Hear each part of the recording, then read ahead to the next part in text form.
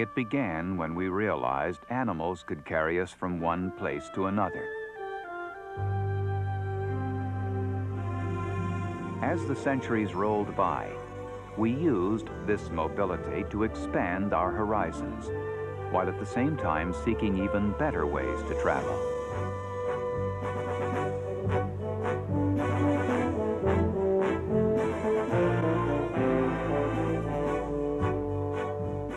We harnessed the power of steam and began to replace animals with engines. But it was not until the development of the internal combustion engine and the discovery of pools of oil deep in the earth that we were able to achieve a basic improvement in individual transport. In 1886, two vehicles were unveiled only months apart by German engineers Karl Benz and Gottlieb Daimler. The automobile was born.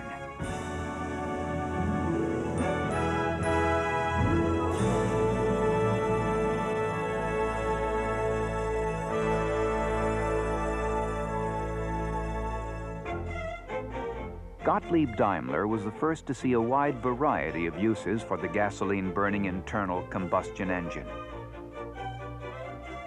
He tried it first in a motorcycle, and when that was a success, he was ready to install his engine in a carriage.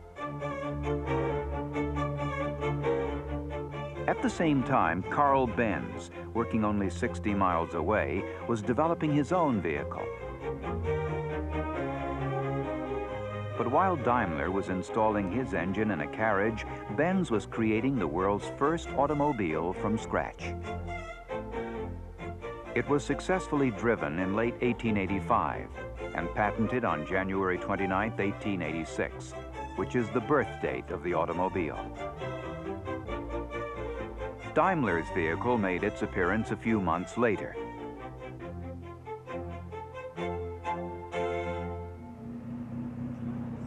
Production spread from Germany to France, Italy, and England.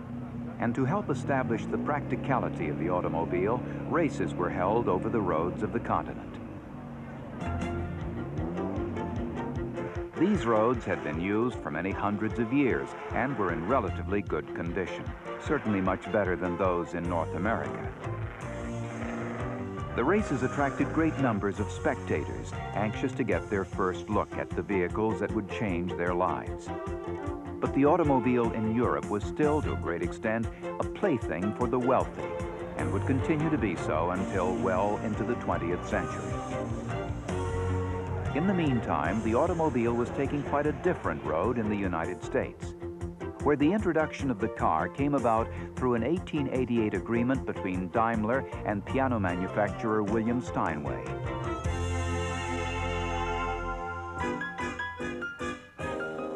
But it was Charles Duryea, an Illinois bicycle manufacturer, who built the first American automobile.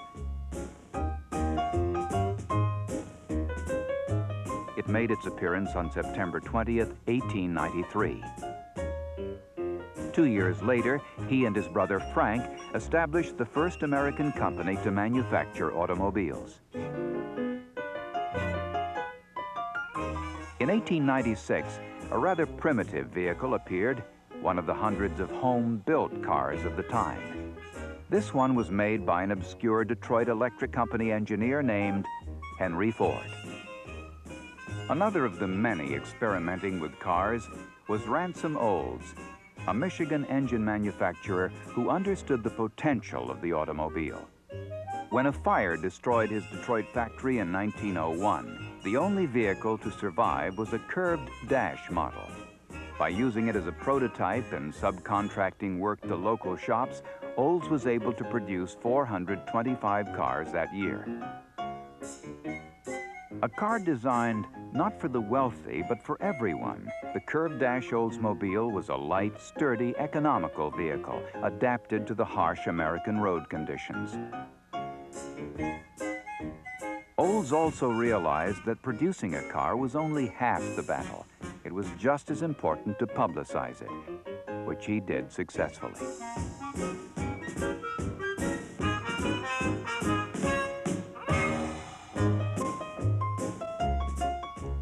One problem common to everyone building cars at the turn of the century was the Selden Patent. George B. Selden was a patent attorney who actually invented nothing. But in 1895, he was awarded a patent on all gasoline-powered vehicles. As a result, the manufacture and sale of any automobile without paying royalties to Selden was illegal. But if the Selden monopoly cut into the profits of manufacturers, it did not seem to dampen their enthusiasm, as more and more cars were built. Everyone was anxious to prove the worth of his vehicle and its ability to endure the rigors of long-distance travel. In 1901, Roy Chapin covered the 820 miles from Detroit to New York in 8 days. 2 years later, the first transcontinental trip was completed in 64 days. These and many other endurance runs provided millions with their first glimpse of an automobile. Spurred on by these long-distance feats, car owners were attracted to the idea of the auto tour, and they set off in groups to explore the country.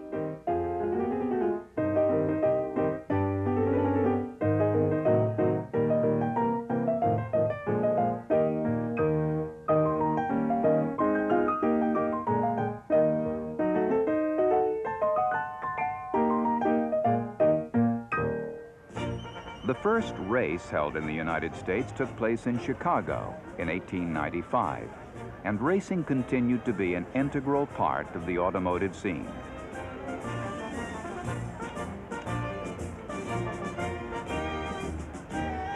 The excitement of competition helped promote the car and gave many the urge to get behind the wheel themselves. A major change, however, did take place in racing as closed courses began to replace public roads and point-to-point races. Spectators were now able to watch an event from beginning to end. The Indianapolis Motor Speedway opened on August 19, 1909, and 1911 saw the birth of an American sporting institution as the first Indianapolis 500 was run. In 1911, Henry Ford won a final court victory over the Selden monopoly and could turn his full attention to building the car that would alter the face of the nation, the Model T. More than 15 million were built between 1908 and 1926. To keep up with demand, Ford refined the idea of the assembly line, and the company was soon turning out cars at the rate of 1,000 a day. By 1926, 2/3 of all cars on the road were Model Ts. It was truly a car for all the people. The Model T also found a place in the movies that were then capturing the public's imagination. The two industries had been developed at about the same time and seemed to share a common appeal. Hollywood was quick to discover the thrill of the chase as the automobile became an important part of the screen's comedy antics.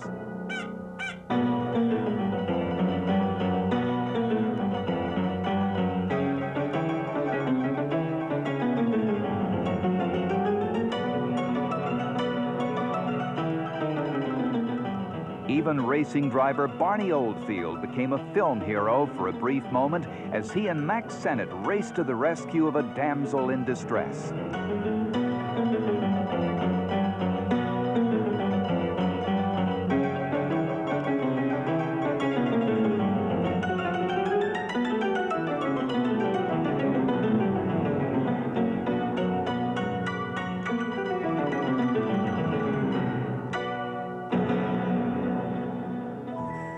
The automobile as we know it today was beginning to take shape.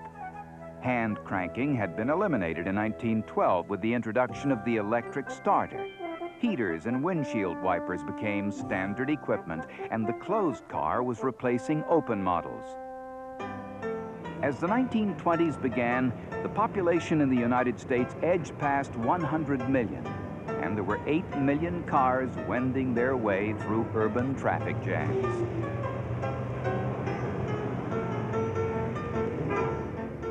Ford was still the leading manufacturer, but General Motors was providing strong competition. General Motors came into being in 1908 as a result of the vision of Billy Durant, one of the more colorful figures in automotive history. Durant's dream was of an empire that would produce not a single universal car, as in Ford's case, but a variety of cars. One, as he would say, for every purse and purpose. Beginning with his own Buick company, Durant acquired Oldsmobile, then Cadillac, and a dozen other car and truck builders. But great promoter that he was, Durant was an inconsistent businessman and was soon forced out of his financially troubled company. An equally unsuccessful second tenure at GM ended for Durant as the DuPont interest stepped in to bail out the company. Management was turned over to Alfred P. Sloan, whose business talents brought General Motors to the top of the industry.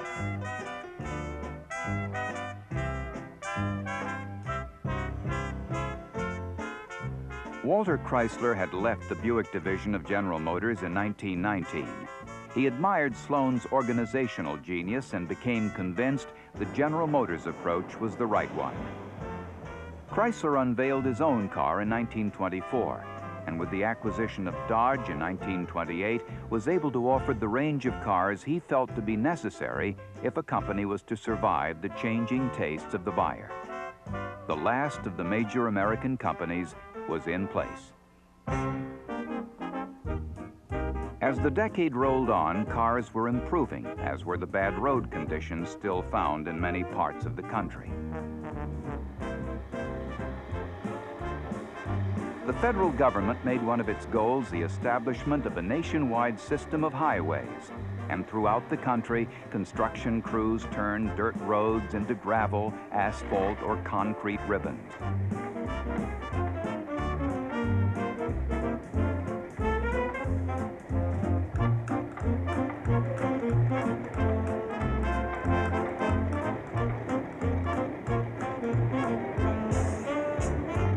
Funds were also made available for the completion of the Lincoln Highway.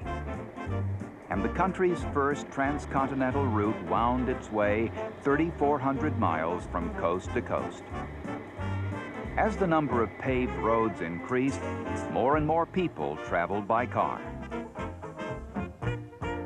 By 1929, 45 million persons a year were using the automobile to vacation, and the demand for roadside restaurants and overnight accommodations grew accordingly. And the number of service stations increased tenfold during the 20s to over 120,000.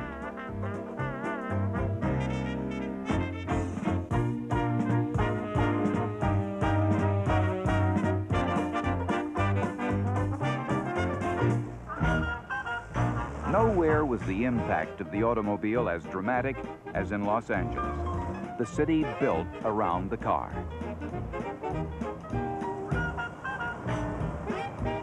As thousands upon thousands of people poured into this land of sunshine and seeming abundance, the automobile allowed the city to decentralize. A car culture was spawned that would be imitated throughout the country in the decades ahead.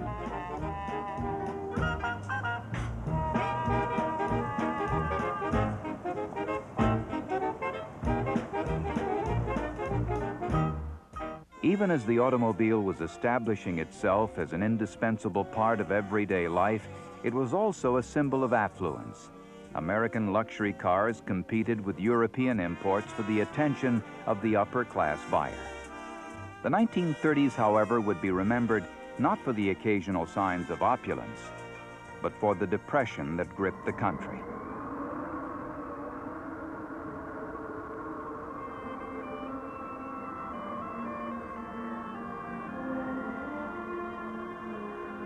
As dust choked the midsection of our land, the automobile provided a means of escape. Thousands of families piled the few belongings that would fit into their cars or trucks and headed west to a new life.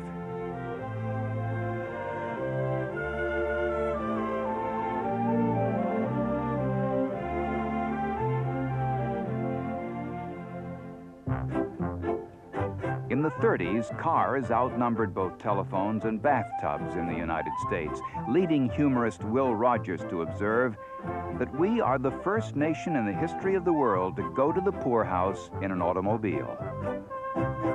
In spite of the Depression, the 1930s also saw the mileage of paved roads more than double, and bridges and tunnels were the engineering marvels of the time. People watched as the George Washington Bridge spanned New York's Hudson River and became the world's longest suspension bridge. It would be followed by other equally imposing structures.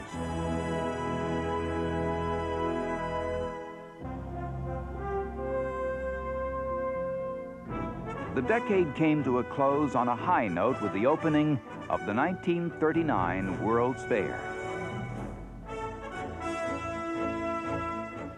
The automobile industry was well represented at the fair as it showed off the advances cars had made in the 30s. All steel bodies for added durability and safety, automatic transmissions for ease of driving, radios and air conditioning to increase comfort. The fair showed millions what wonders awaited them. But the hopes and the dreams would have to wait, for what the future held was war.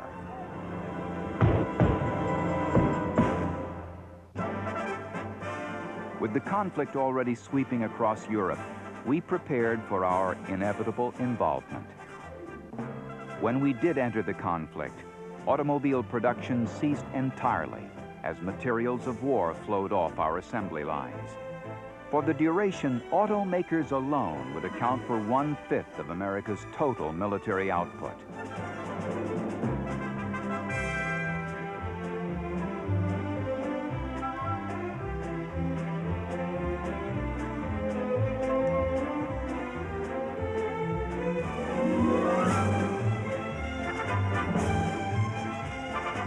When the troops came home, they were eager to find for themselves and their families a piece of the American dream for which they had fought.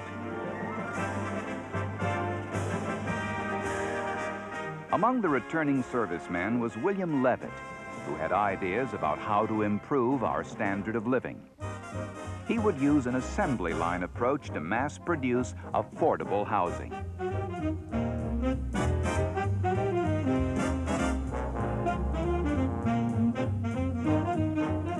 As workers moved from house to house, each with an assigned task to perform, large tracts of suburban land were transformed into row upon row of neat little houses. A whole new way of life was introduced as entire towns and communities emerged with shopping centers to take care of the new suburbanites. Central to this new lifestyle was the automobile. Without it, the exodus from city to suburb could not have occurred. As Detroit returned to the business of producing cars, it found a market filled with old cars and hungry customers. Automobiles were sold as fast as they could be made. From only 83,000 cars produced in 1945, the number soared to more than 6.5 million in 1950.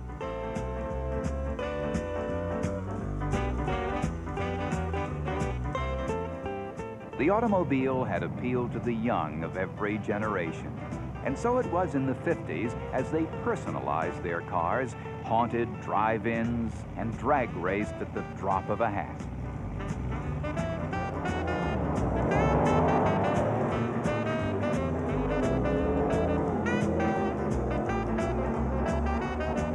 Racing of all kinds enjoyed popularity from the Indianapolis 500 to midget events at local tracks. Stock car racing especially underwent spectacular growth during this period as large crowds were drawn to tracks such as this one in Atlanta.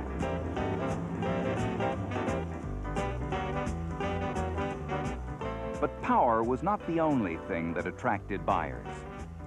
Manufacturers turned to radical styling changes, chrome and gadgetry to win their share of the market.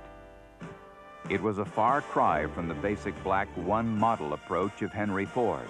but a natural enough progression in the stylistic evolution of the automobile in the decades since the 1920s.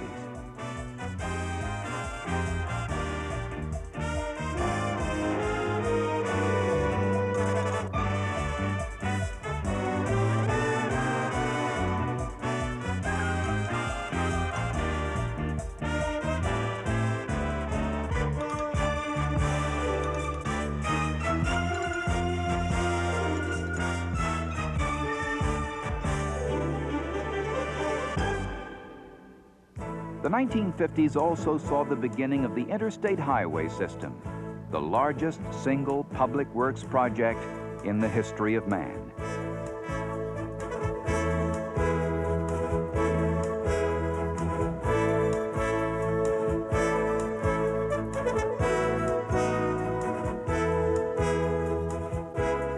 Now, 3 decades later, the system's 42,500 miles is virtually complete at a cost of over $100 billion.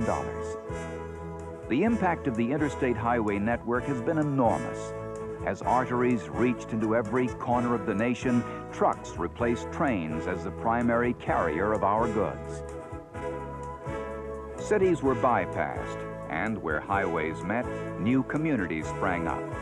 Roadside services proliferated, and at highway entrances and exits, businesses took root.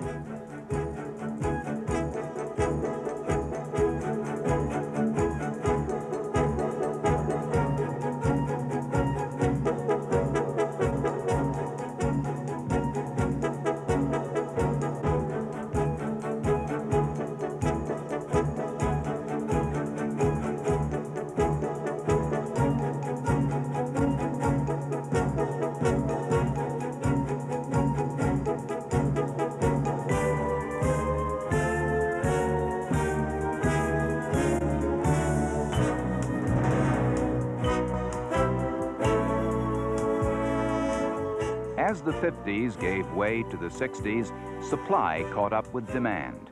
Sensibility and practicality returned to styling.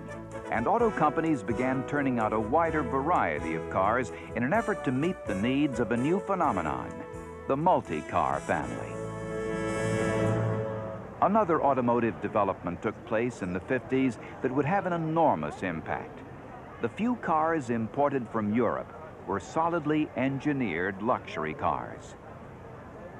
Now, among these few imports was an odd-looking car from Germany, a car that didn't even have its engine where it was supposed to be. At the beginning, the Volkswagen didn't make much of an impression. In fact, it is said that when the first Beetle arrived in the United States in January of 1949, a few customs officials had to be convinced that it was a car. Only 2 were sold that first year. The company successfully urged consumers to think small. And starting in the mid-50s, Volkswagen sales increased dramatically. Early Beetle owners enjoyed a camaraderie, honking their horns in greeting as they passed each other. By the late 1960s, more than 400,000 Beetles a year were being sold in the United States. And in 1972, the Beetle broke the record held by the Model T as the world's most produced car. Detroit took heed of the first real threat to its continued dominance by moving belatedly and somewhat reluctantly into the production of economical compact cars. But the problems faced by American manufacturers continued to mount. In the 1960s, critics, led by Ralph Nader, attacked the safety of automobiles as well as their negative impact on our environment. They took their causes to Congress, looking for government intervention and regulation. In 1973, a gasoline shortage hit the country, dealing Detroit another blow. As consumers waited on service station lines, they were forced to realize the automobile was using up the world's oil resources at an alarming rate. Some turned to the economy offered by diesel cars manufactured in Europe, where this technology had long been utilized.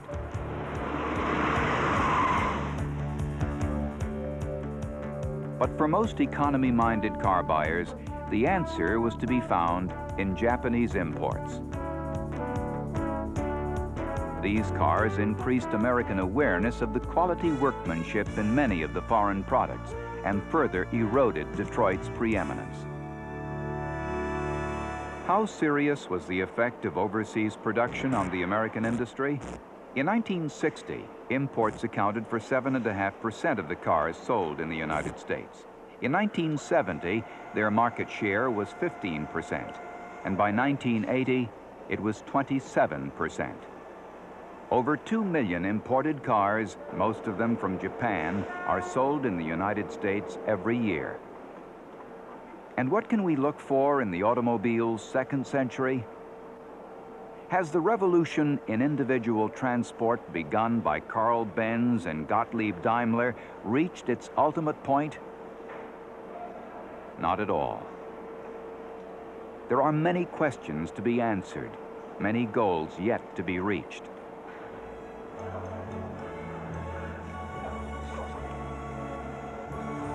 Manufacturers around the world are utilizing computerization to improve engineering and design.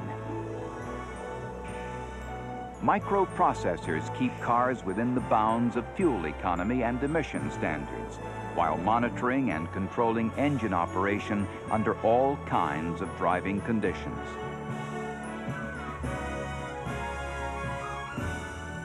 After centuries of trying, after 100 years of the automobile, we continue to seek still better, safer ways to get from place to place.